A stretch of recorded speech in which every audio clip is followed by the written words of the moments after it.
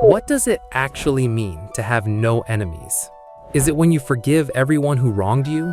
Is it when you turn the other cheek so many times you're basically a revolving door? Is it weakness dressed up as wisdom?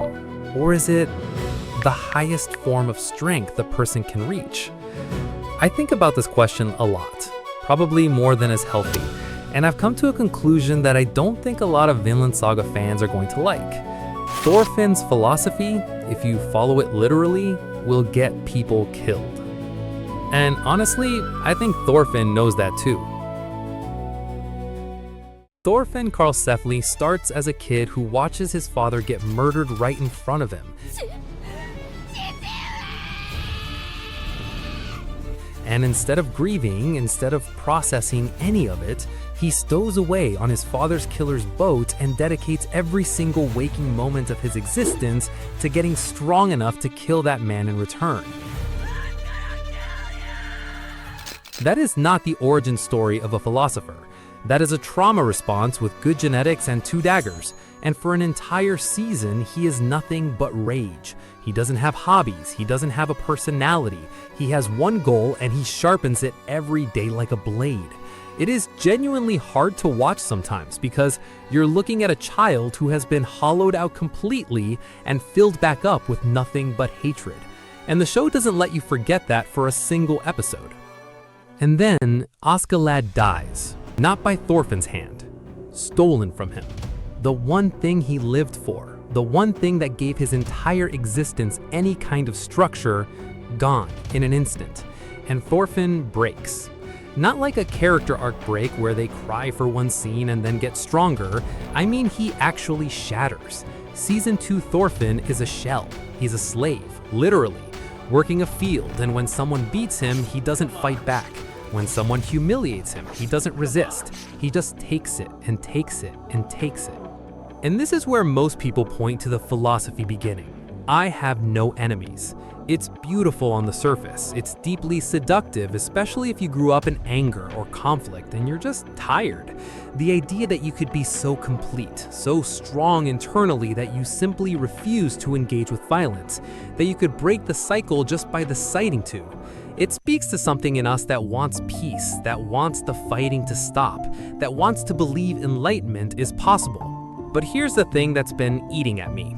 Thorfinn didn't arrive at I have no enemies through wisdom. He arrived at it through annihilation. His entire identity was destroyed, and what grew back wasn't enlightenment.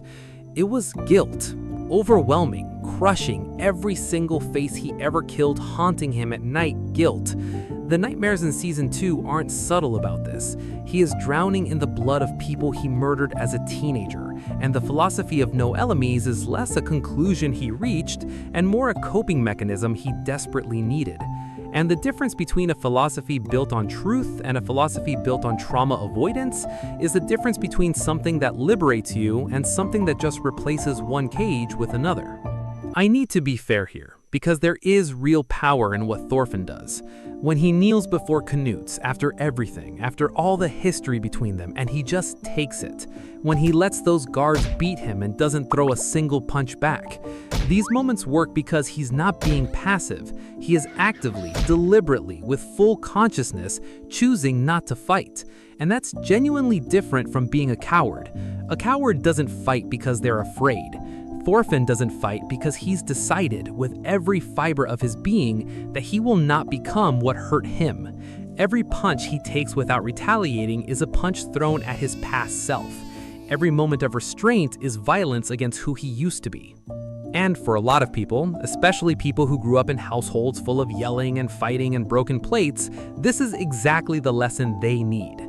You are not doomed to repeat what was done to you. You can choose differently. That is real. That is powerful. I am not trying to take that away from anybody. But then Canute pushes back, and this is a part of the story that genuinely makes me uncomfortable because Canute is not being a villain in that scene. He's asking the question that nobody else will ask, the question that Thorfinn's entire philosophy is built to avoid. If you refuse to use violence to protect the people you love, are you actually protecting them? If your pacifism requires other people to fight and die on your behalf so you can keep your hands clean, Is that really pacifism? Or have you just outsourced the violence to someone else so you don't have to carry it? Thorfinn doesn't have a clean answer for this, and I've watched that scene maybe 5 or 6 times now trying to find one, and I can't either. The reality of paradise. Because here's where it all falls apart if you actually think about it for more than 5 minutes.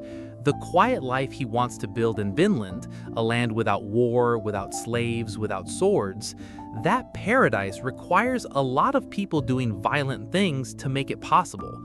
Who cleared the land? Who kept raiders away when he was planting wheat? Who's guarding the borders while he's having philosophical revelations about peace?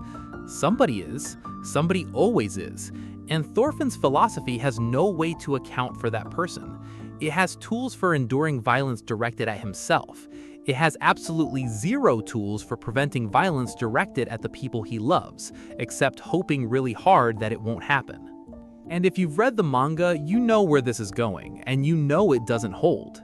I won't spoil the specifics, but Vinland does not stay peaceful. It can't stay peaceful, because paradise requires everyone to agree that it's paradise. And humans don't work like that. There will always be someone who looks at your peaceful settlement and sees resources to exploit, someone who looks at your weapons-free zone and sees a target, someone who looks at your kindness and sees weakness. Thorfinn's philosophy has beautiful things to say about how to endure that person. It has nothing to say about how to stop them. I started thinking about all of this because I realized I've been doing something similar in my own life. And I don't think I'm the only one. When you make a big change, when you quit something that was hurting you, when you decide to become a different person than the one you were, the temptation is to swing hard in the opposite direction. The party animal becomes a monk who won't even look at a drink. The workaholic becomes allergic to effort and proud of it. The angry person becomes a doormat who lets everyone walk all over them because at least they're not angry anymore, right? Swinging is easy. You just take whatever you were and flip the sign. Rage is bad, so peace must be good. Fighting is wrong, so never fighting must be right. But that's not balance. That's just a pendulum, and pendulums don't stop in the middle on their own. They keep swinging until something grabs them. Thorfinn swung. The kid covered in blood became the man who won't throw a punch even to save his family. That's not enlightenment. That's the same wound expressing itself in a different direction. And I genuinely think that the real Thorfinn, the one who actually survives, the one who protects his people and builds something that lasts, is not the one who has no enemies.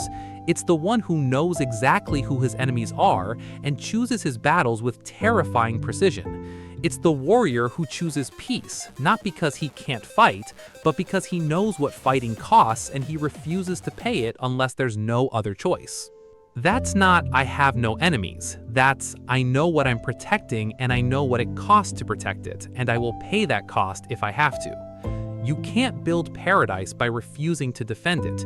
You build it by being strong enough that fewer people dare threaten it in the first place, and wise enough to know when that very strength becomes the thing destroying what you built. There's this moment in the manga, late in the Vinland arc, where Thorfinn's starting to understand this. It's not a big speech, it's not even really spelled out for you, but there's a shift in his eyes, a heaviness that wasn't there before, and you realize that the philosophy he started with, the clean, beautiful, absolute version of no enemies, that version didn't survive contact with reality. What replaced it was something messier, something harder to put on a poster, something that looks less like enlightenment and more like the weight of actually being responsible for other human beings. I'm at the age now where my friends are all getting jobs, moving on, doing the adult thing. And sometimes I wonder if I'm on the wrong path, if I should be doing something more stable, more normal, less whatever this is, talking into a microphone about anime philosophy while the world burns. But then I think about what Thorfinn actually teaches us, not the slogan version, but the real version, the one that costs something. You can't run from who you were, you can only integrate it. You can't build peace by pretending violence doesn't exist. You build it by being strong enough to choose otherwise, every single day, knowing that choice might not always be available to you. That's the philosophy, not I have no enemies. Something closer to, I know exactly what I am. I know what I'm capable of. And I choose, every single time it's possible to choose, to build instead of destroy. Final thoughts. If you made it this far, you probably have thoughts, and I actually want to hear them. Maybe you think I completely missed the point of Vinland Saga and I'm just another guy on the internet who can't appreciate nuance. Maybe you've been thinking the same thing and didn't know how to say it. Either way, drop a comment. Respectfully, disrespectfully, I genuinely don't care. I just want to know what you think. This is the kind of topic where disagreement makes the conversation better, not worse. If this hit something for you, the like and subscribe buttons are right there. I'm trying to build a channel that takes these stories seriously, not just as entertainment, but as actual philosophy that might help us figure out how to live. If that's your thing, stick around. And hey, go build something worth protecting.